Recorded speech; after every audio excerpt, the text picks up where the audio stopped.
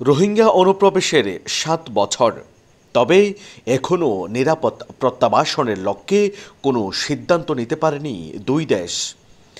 বাংলাদেশ ও Myanmar একাধিক বৈঠকের পরই রোহিঙ্গাদের তালিকা যাচাই বাছাইয়ের কাজ যখন চলছিল, ঠিক সেই সময়ে মিয়ানমারের চলমান অস্থিরতায় প্রত্যাবাসন বাধাগ্রস্ত হয়ে পড়ে। বাংলাদেশে বসবাসকারী রোহিঙ্গারা এখনও চায় নিজ দেশে ফিরে যেতে।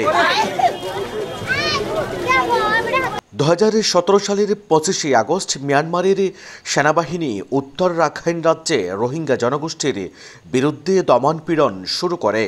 সেই দিন থেকে বাংলাদেশের উকিয়া এবং টেকনাফের বিভিন্ন সীমান্ত দিয়ে বাংলাদেশে অনুপ্রবেশ করতে থাকে রোহিঙ্গারা। জাতিসংঘের হিসেব মতে সেই সময় বাংলাদেশে আশ্রয় নিয়েছিল 7 লাখেরও বেশি রোহিঙ্গা। দীর্ঘ 7 বছর পর এসে নতুন পুরাতন মিলে বাংলাদেশে রোহিঙ্গা জনগোষ্ঠীর সংখ্যা দাঁড়ায় 12.5 লাখ। তবে বাস্তবে এর সংখ্যা আরও অনেক বেশি। বিপুল সংখ্যক রোহিঙ্গার চাপ সামাল দেয় বাংলাদেশ। রোহিঙ্গাদের নিরাপদে প্রত্যাবাসনের লক্ষ্য নিয়ে অনেকটা এগিয়েছিল দুই দেশ, কিন্তু ওপারে আরাকান আর্মি ও মিয়ানমার জান্তা সরকারের সাথে চলমান যুদ্ধে সেই দেশে অবস্থানরত রোহিঙ্গারাও এখন অনেকটা ঘর ছাড়া। এত কিছুর পরও নিজ দেশে ফিরতে চান বাংলাদেশে বসবাসকারী রোহিঙ্গারা। এখন বাংলাদেশ সরকার তোমারা যদি দরমর করি আমরা ডকুমেন্ট যদি আরা দিলে এখন আরা তো বর্মার হতা হইলে বাজি ফিরতে পারি যাবই।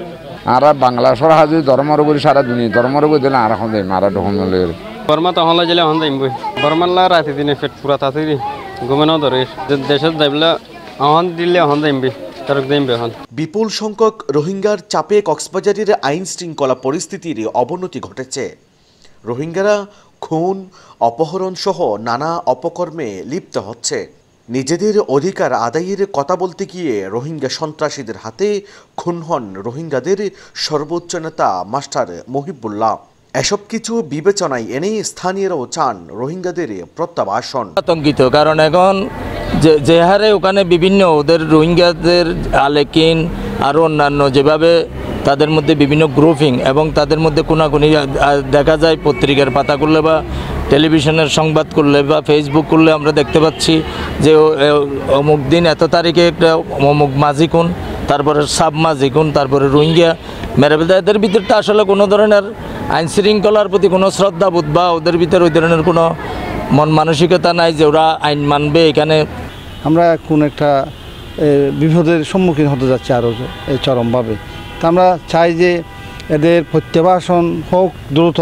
এদিকে শরণার্থী ত্রাণ ও প্রত্যাবাসন কমিশনার জানান, প্রত্যাবাসন নিয়ে আসার কোনো সংবাদ আপাতত নেই। রোহিঙ্গাদের নিজ অধিকার প্রতিষ্ঠার জন্য নিজেদের আন্তরিক হওয়া উচিত বলে মনে করেন তিনি। রিপাট্রিয়েশনের বিষয়টি আমাদের হাতে আসলে একেবারে আনন্দ দেওয়ার মতো কোনো সংবাদ নেই, বাট আমরা তো আশা করি যে রিপাট্রিয়েশন অবশ্যই হবে, এই মানুষগুলো তাদের দেশে ফিরে যাবে। সেরকম আশা করাটি ছাড়া বাংলাদেশের তো আর দ্বিতীয় কোনো পথ নেই, এবং রোহিঙ্গাদেরও সেটি নেই। রোহিঙ্গারা যদি মনে করে যে তাদের কোনো দেশ নাই, তাহলে এটি একটি ভয়াবহ বিপর্যয় হবে তাদের জন্য, তাদের পরবর্তী জেনারেশন জন্য, তাদের জন্যে, তাদের সন্তানদের ভবিষ্যতের জন্যই রিপাট্রিয়েশন প্রয়োজন।